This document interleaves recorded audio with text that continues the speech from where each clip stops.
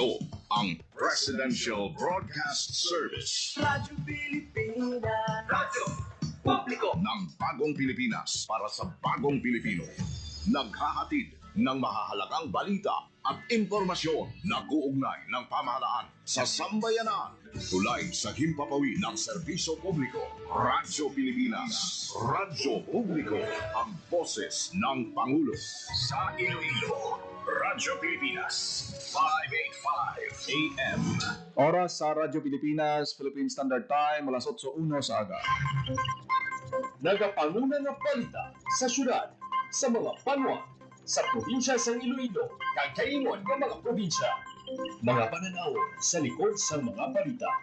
Inyong mapatian sa Radyo Pilipinas Iloilo News. Mga balita na magasugata sa inyong nga aga. Yung bantayan, yung sunod, yung tipon sa Radyo Pilipinas Iloilo News Team.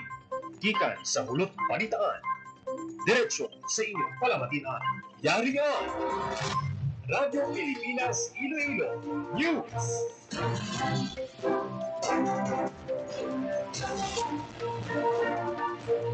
Ngayong aga Pilipinas, good morning Western Visayas. Welcome sa Radyo Pilipinas News. Sa adlaw sang Lunes, Enero 12, 2026. Ako ang inyong tagbalita, Junel Baclay, kagkaroon sa mga headlines. Vulkan Kanlaon, liwat nga nagbuga sang Abu. Magpamuno sang task force Kanlaon, gintugyan na sang Office of the Civil Defense 6 sa OCD-NIR. Security preparation para sa Tinagyang Festival hindi mapiktuhan. Sunod sa PRO 6 kasunod sa pag-relieve ng duha ka mga opisyal sa ICPO. Napolcom Executive Officer Rafael Kalinisan init ang ginabiabis ng kapulisan sa iyang pagbisita sa Police Regional Office. Sunod-sunod nga festival lauman sa Western Visayas kag Negros Occidental sa bulan sang Enero. DTI nagpanagtag sang negosyo kit sa 157 ka mga MSME na apektado sang kalamidad sa nagligad nga tuig. Iloilo Provincial Hospital sa Pototan, plano pamtangan sang Mother and Child Unit. Bago nga si PA Noyer sa istansya, ginpamatudan na may padya sa pagtutom sa eskwela. Dar magkapanagdag sang titulo sang duta sa masobra 5,000 ka mga ARB sa Western Visayas. Bakulod nun nga nagpauli sang 3 ka medalya sa SEA Games. In panginmulahan ni Mayor Gasataya.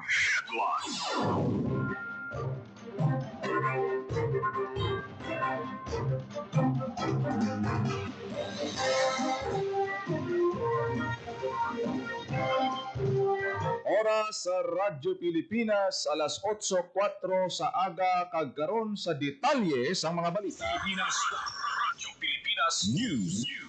Liwat ka nagbuga sa Abo, makaduha ka beses ang Bulkan Kanlaon sandig sa pinakaulihing nga buletin sang PVOX. Ang nashing activities naglawig sang 15 minutos. Ang una kag 80 minutos naman sa ikaduha nga beses. Samtang may 5 pagid kalinog nga na-monitor ang opisina sa Kanlaon sa makaligad nga 24 oras. Dagang sulfur dioxide flux sini naglabot sa 1,691 ka tonelada kada adlaw sang naligad nga Enero 11. Sa gihapon, yara sa alert level 2 ang Bulkan Kanlaon. Radyo Pilipinas News. Pagpamuno sa Task Force Kanlaon gintugyan na sa Office of the Civil Defense Region 6 sa OCD-NIR. Radyo Pilipinas. Radyo Pilipinas. Report. Sa balita ni Paul Tarrosa. Formal lang ang gintugyan sa Office of Civil Defense Region 6 ang pagpamuno sa Task Force Kanlaon sa Office of Civil Defense Negros Island Region sa isang seremonya sa syudad sa Bacolod. Ang seremonya ginpangunahan ni outgoing Task Force Chairperson Director Raul Fernandez, Regional Director sa OCD Region 6, kag incoming Task Force Chairperson Donato Sermeno III.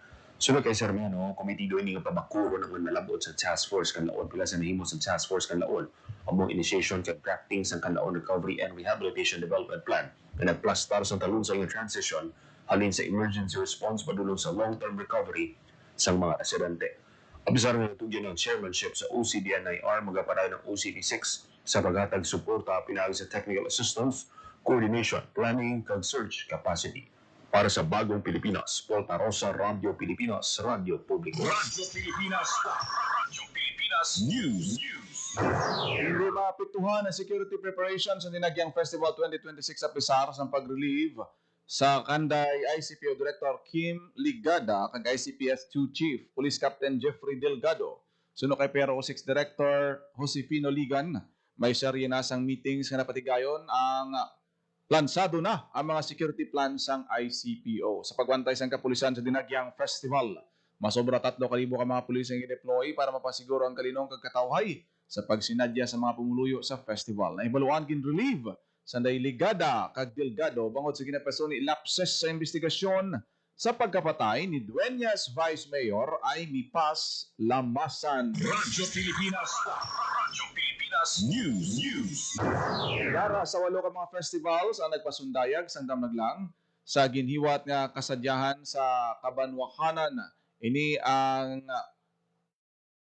tribo nagikan sa mga festivals sa Banwa San Lucena, Himanban Festival, Tawili Festival nagikan sa Banwa sang San Rafael, Silakayan Festival sa Miagao, Pagnahian Festival sang Bingawan, Tultugan Festival sang Maasin, Kasag Festival sang Banate, Kahilwayan Festival sang Santa Barbara, kag Banaag Festival sang Banwa sang Anilao.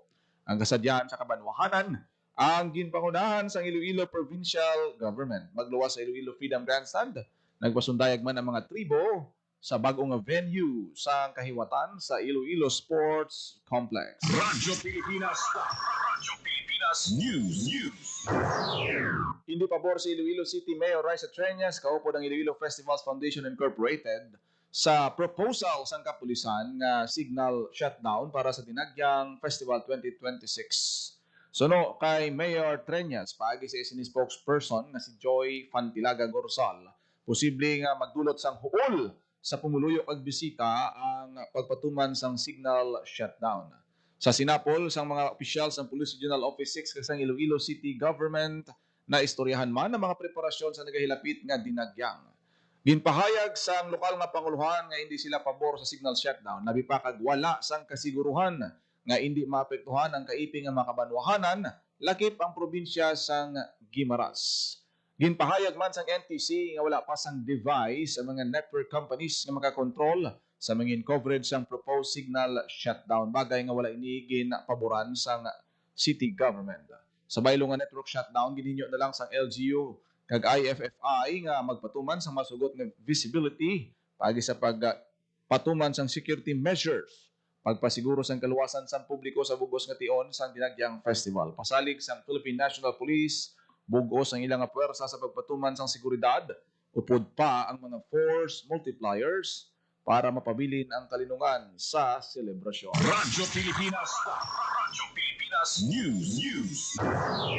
Napolcom Executive Officer Rafael Kalinisan nagbisita sa Police Regional Office 6 Radyo Pilipinas. Radyo Pilipinas. Report. sa balita ni Paul Tarosa. Mainit ang ginabiyabi sa Police Regional Office 6 sa National Police Commission Vice Chairperson kag Executive Officer Rafael Kalinisan sa pagbisita sa Camp Martin Delgado sa syudad sa Iloilo. Ang mainit na pagbato sa opisyal ginpangunahan ni Police Regional Office 6 Director Brigadier General Josefino Ligan kag mga opisyales sa PRO6. Sunod kay Attorney Kalinisan, ginakalipay sila nga makabisita sa PRO6 sa istoryahan ang mga plano agad mapasangkad pa ang pagserbisyo sa kapulisan sa Western Visayas. Kumpiyansa man ang opisyal sa kalidad sa pagserbisyo sa kapulisan sa riyon sa pagpamuno ni Brigadier General Ligan. Ang PRO6 ang unang regional office ng PNP na ginbisita ni Kalinisan sa Gwa sang Metro Manila. Para sa Bagong Pilipinas, Volta Rosa, Radio Pilipinas, Radio Pilipinas. Radyo Pilipinas News. Sunod-sunod nga mga festivals ang lauman sa Western Visayas kag Negros Occidental karon nga bulan sang Enero. Radyo Pilipinas. Radyo Pilipinas. Sa balita ni Hope Turichante. Pasako ang bulan sang Enero sa turismo sang Western Visayas bangod sang sunod-sunod nga pasundayag sa mga festival. Sa Western Visayas, sa Enero 7 tubtob 18, lauman ang Ati-Atihan Festival sang Kalibo, Aklan. Enero 9 tubtob 18 naman ang Palayag Festival sang Buena Vista, Guimaras. Enero 10 tubtob 11 ang Boracay Ati-Atihan. Enero 10 tubtob 25 ang Dinagyang Festival 2026. Enero 13 tubtob 18 ang Bugas sa Lusong Festival sang Bugasong Antique. Enero 15 ang Bayluhay Festival sang San Joaquin. Enero 22 tubtob 25 ang Panobason Festival sang Valderrama Antique. Enero 23 tubtob 31 ang Saad Festival sang Leganes, Iloilo. Enero 25 ang Ginagsa Festival sang Dumalag, Capiz. Kag sa Enero 27 tubtob 31 ang Pahinis Festival sang Lawaan, Antique. Sa bahin naman sang Negros Occidental sa Enero 9 tubtob 18 ang Sinulog sa Kabangkalan, Sug-alaw Festival sang EB Magalonas sa Enero 14 tubtob 18, Dinagsa Festival sang Cadiz sa Enero 16 tubtob 26, kag Lubay-Lubay Festival sang Kawayan sa Enero 17 tubtob 25. Para sa Bagong Pilipinas, Hope Trichante, Radyo Pilipinas, Radyo Pilipinas. Radyo Pilipinas News. Nagpanagtag sa nanuhay-tuhay ng mga negosyo kits ng Department of Trade and Industry Western Visayas sa 157 ka mga micro and small medium enterprise sa rehiyon. Sa idalom sang pangkambuhayan sa pagbangon at ginhawa program, nagatuyo masiguro nga wala sang magagmay nga negosyante ang mabayaan pagkatapos sa mga krisis kag katalagman nga naagyan. Suno kay DTIW o kon Western Visayas OIC Regional Director Mutya Yusores, ang 157 ka mga benepisyaryo ginalakipan sang 40 ka MSME nagikan sa New Washington Upland nga nagbaton sang Talabahan Kits, Fish Cage Kits, Sairan Kits bilang bulig sa ila pagbangon sa nanginhalit sang oil spill. Nagbaton naman sang livestock, retail kag karinderya kits, ang 29 ka mga MSME sa Antique nga napituan man sang sunog kag sang El Nino. Sa Capiz, ginhatagan man sang karinderya kag sari-sari store kits ang 35 ka mga MSME nga apektado sang El Nino phenomenon kag LCAC surrenderi sa Mayon, Capiz. Nagpanagtag man ang ahensya sang kits para sa fish pen, water filling station, souvenir shop kag food services sa 25 ka mga MSME gikan sa Hordan kag Sibunag. Samtang may 28 naman ka MSME sa Iloilo nga apektado sang sunog nga nagbaton man sang kits para sa grocery, meat and fish stands, printing, kag repair shop ng negosyo. Ang programa nangin dako nga bulig sa pagpanumbalik sang ilang nga palangabuyan, pagatag sang dugang nga trabaho kag pagpabakod pa sang ekonomiya. Radyo Pilipinas. Radyo Pilipinas News. Ginpatpat ni DTI Western Visayas OIC Regional Director Mutya Yusores ang iya 5 ka mga prioridad subong tuig 2026. Ano sa bago nga pinuno sang ahensya ini ginalakipan sa pagpapaskog sang Digital Consumer Protection Services. Lakip diri ang pagpakilala sang mga moderno nga sistema, pagpasulhay sang pagproseso sa mga dokumento sang ilang mga kliyente. Sa bulig sa mga negosyo centers kag masangkad nga mga outreach activity pabakuron man ni Yusores sa paghatag sang alalangay nga access sa mga serbisyo pang negosyo kag oportunidad sa kababainhan, pamatanon, katigulangan kag mga tumandok. Tingwaan man ni Yusores sa mapago ng export sa bulig sa mga priority industry clusters kag pagpanami isang market exposure sa mga halal certified MSME. Pagatutukan man sang ahensya ang pagpabakod sang innovation kag startup ecosystem, partikular ang pagpasangkad sang IT BPM kapag luso sang Healthcare Information Management Service bilang nagapanguna nga investment strategy. Subong madamos ang kalamidad kadungan sa pagbago sang klima, prioridad sang DTI ang pagpapag-on man sang MSME resilience, pinaagi sa mga business continuity plan kag green economic development. Si Yusores ang ginpahamtang bilang bago nga pinuno sang DTI Western Visayas sang nagdigad nga Enero 4. Radyo Pilipinas. Radyo Pilipinas News. Iloilo Provincial Hospital sa Pototan plano nga pahamtangan sa Mother and Child Unit. Radyo Pilipinas. Radyo Pilipinas. Report. Sa balita ni Hope Turichante, Plano pahamtangan sa Mother and Child Unit ang Iloilo Provincial Hospital sa Banwasang Pototan. Sang Enero 8, nagsapol si Iloilo Congressman Lawrence Defensor sa Department of Public Works and Highways, the Department of Health sa Iloilo Provincial Capital para istoryahan ang ginaduso nga Mother and Child Unit. Lakip sa mga ginhambalan sa Sinapol ang mangin disenyo kag layout sang pasilidad. Katuyuan sang plano nga mapalapit sa mga pumuluyo ang mga serbisyo medikal ilabi na para sa kabataan kag kababainhan. Mahatag man ini sang specialized kag patient focus nga pag-amuma sa mga iloy kag kabataan. Inalauman nga matapos ang proyekto sa 2028. Para sa Bagong Pilipinas, Hope Trichante, Radyo Pilipinas, Radyo Radyo Pilipinas.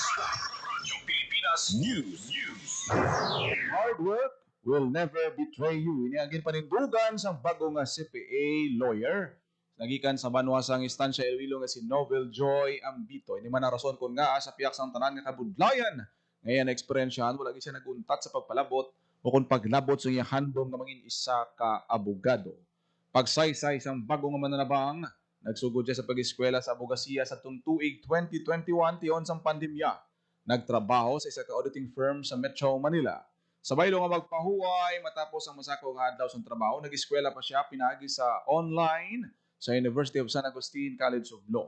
Inirangin sistema niya sa sulod sa pinakabulan tungtod ng desisyon nga magpauli sa Iloilo na magpangita sa bago nga trabaho. Sa tuyo nga masuportahan ang kaugalingon, kag hindi magsalig siya ginikanan, siya ambito nag-eskwela alas 5:30 tungtod alas 9 sa gabi, kag nagatrabaho pagid alas 10 sa gabi tungtod alas 6 ang aga, paagi sa online sa isa ka kumpanya. Inatag niya nga hindi nangin mapos ang iya pagtuon pero kinahanglan niya nga magpakabakod, nga magpadayon para sa iya mga plano kag sa iya pamilya nga iya inspirasyon.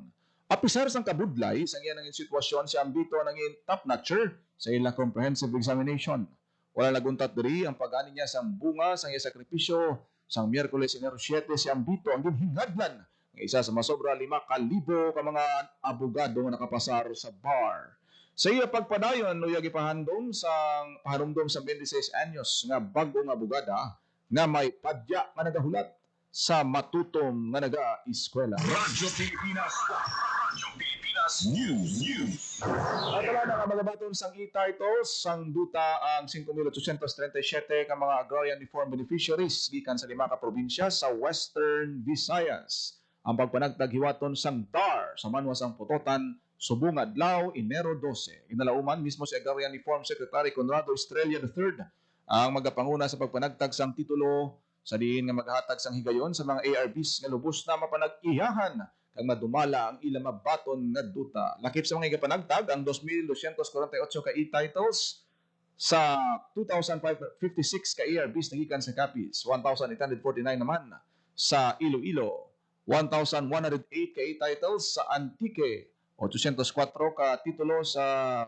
Guimaras, kag 463 naman nagikan sa Aklan. Radyo Pilipinas News. Nagbisita kaupod kay o kung sa kay Iloilo Governor Arthur Defensor Jr. sa Kapitolyo si National Police Commission Vice Chairperson Attorney Rafael Vicente Calinisan. Ang pagbisita ginistoryahan sang duha ka mga opisyal ang pagpabaskog pa sang kalinong kagkatawhay sa probinsya sang Iloilo. Araman sa courtesy visit sa na Polcom 6 Regional Director Benjamin D. Osen Florentino, Assistant Regional Director Joseph Celis, Claudette Ann Talamera Kurmari, kag mga tiglawas sang Iloilo City Metro Lions Club. Radyo Pilipinas News.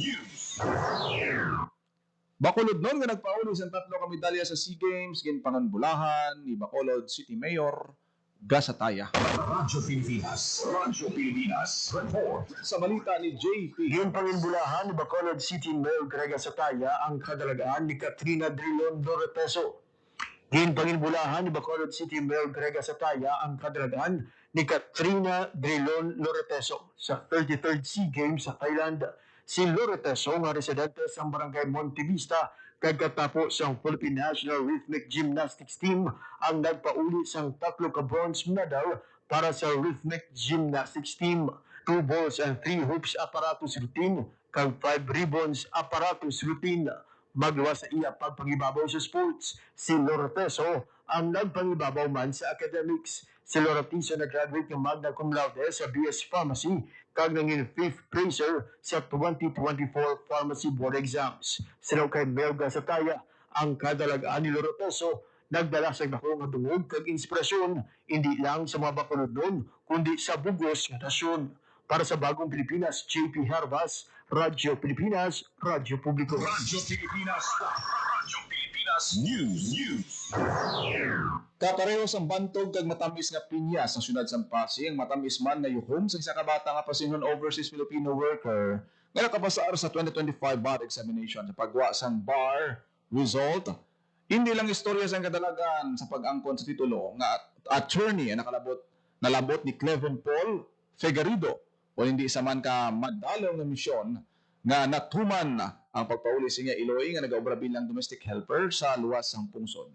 Sa interview sa Radyo Pilipinas Iloilo kay Figueredo, ang iya Iloy amo nagaserbe nga inspirasyon sa iya kaisog kag determinasyon na gud madinalagon sa kabuhi. Ginpahayag man ni Figueredo nga tuman kapigado ang ila pamilya. Amo man nga napilitan ang iya Iloy nga magtrabaho sa luwas sang pungsod. Sa karon nagaobra sa Malaysia sa sulod sang duha na ka dekada ang iya nga Iloy, ang iya naman nga amay nga si Efren Figueredo, isa ka mangunguma kag barangay kagawad. Apisan nga malayo ang iya Iloy bangod OFW ini, wala gid ini nagkulang sa paghatag sang suporta kag paglawom sa iya mga handom suno kay Figueredo. Si Figueredo ang isa lang sa duha ka pasinhon nga nakapasar sa 2025 bar examinations. Wala man niya napunggan nga mga emosyonal sa interview. Samtang pasalamat sa tanan nga bulig, labi na sa mga wala nagpabaya sa tion sang iya ginatawag na silent battle. Sumandok si Figueredo sa barangay Tagubong na ginakabig isa sa pinakamalayo nga barangay sa syudad. Nag-graduate siya sa elementaryas sa Tagubong Elementary School with honors. Sa sekundarya naman sa Bungsuan National High School. Nagkuha naman siya sa undergraduate course sa Political Science sa University of Iloilo kag iya Juris Doctor sa Central Philippine University. Handom ni Figueredo bilang isa ka abogado nga makabulig panabang ilabi na sa mga pigado. Sa kun anuman nga mensahe sa publiko, ginpahayag niya nga wala sang mahapos nga lagyan sa pagkuha sang handom. Importante sa sa iya nga magpabilin nga nagapangamuyo kag may kaligon nga kabubuton kag determinasyon sa kabuhi. Radyo Pilipinas. Radyo Pilipinas News. Nangin madalagon ang ginhiwat nga reading for a cause sang isa ka tutorial services. Agod papasanyog pa ang kapasidad sa mga estudyante sa pagbasa naghiwat sang reading for a cause ang The Brighter You Tutorial Services sa Mandurriao Elementary School sa Damlaglang. Gintudluan sa mga tutor volunteers sa mga pinili nga estudyante sa elementarya sa pagbasa sa ginpahamtang ng mga literacy stations sa bulutuan. Tema sa giniwat nga reading for a cause amo ang A Brighter Future Begins with a Brighter You. Radyo Pilipinas. Radyo Pilipinas News. Oras sa Radyo Pilipinas, Philippine Standard Time, alas 8:23. Radyo Pilipinas. Radyo Pilipinas. Naging nyo nabatian ang detalye sa mga nagapangunang balita sa pagpangalagad sa Radyo Pilipinas News subong adlaw sa Lunes, Enero 12, tuig 2026. Sa dugang pa nga mga balita, kag impormasyon, i-share, follow, kag like lang sa aton Facebook page Radyo Pilipinas Iloilo with 99,000 followers. Salamat sa inyo nga pag-follow sa amon sini nga Facebook page tamo da mga balita namon. Nagikan sa nagalain-lain ng mga government agencies kay ti ano kita ya, government media kita. Kag sa mga programa nga naga aton nga pagtan-awon no subong nga dinagyang festival, fad competition, kasadyahan. Tuto ka mo sa amon sini nga Facebook page. Salamat pud sa nag-upload sa aton sini nga programa, Sir Allen Puebas Gamarcha, Sir Magdaleno Fardo, sa aton sini nga mga FB Live viewers tanan gid nga nag-upload sa aton sini nga pagpangalagad. Salamat gid sa inyo. Ako na gid lamang inyo alagad ang inyo tagbalita kada aga. Junel Baclay, mayong aga Pilipinas. God bless Iloilo. Radyo Pilipinas. Publiko. Radyo Pilipinas. Itinuloy na po natin ang zero balance billing. Libre po. Ibig sabihin, ang serbisyo sa basic accommodation sa ating mga DOH na ospital, wala nang babayaran ang pasyente. Po, ang dami pong challenge, hindi po namin alam kung saan namin kukunin, ganon, nag-iisip kung paano namin mababayaran. Siyempre po, masayang masaya, super saya po dahil na zero billing po kami. Po, malaking ano po talaga, malaking tulong po. Mabilis lang din po. Bayad na ang bill ninyo. Uulitin ko, wala nang kailangan bayaran ng pasyente basta sa DOH Hospital dahil bayad na po ang bill ninyo. Naiyak ako kasi sobrang saya. Maraming salamat po, Mr. President Bongbong Marcos Jr. Hindi kami nagkamali ng tamang general. Magandang araw, si Dingdong Dantes po ito. Isa ang landslide sa mga sakuna na hinaharap ng mga Pilipino. Kaya naman importanteng alam natin ang mga senyales ng landslide na pwedeng makita sa ating lugar. Tulad na lang ng pagkakaroon ng bitak sa lupa o kaya naman ay pagtabingi ng mga puno at poste. Senyalis din ang biglaang pagbukal ng tubig sa lupa at pagkulay puti ng ilog. Pwede rin magkaroon ng bitak sa inyong mga dingding, bintana at maging sa kalsada. Na-observe mo na ba ito sa paligid mo? #panatag ang may alam.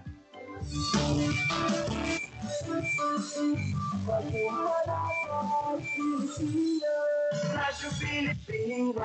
Radyo Publiko. Radyo Pilipinas.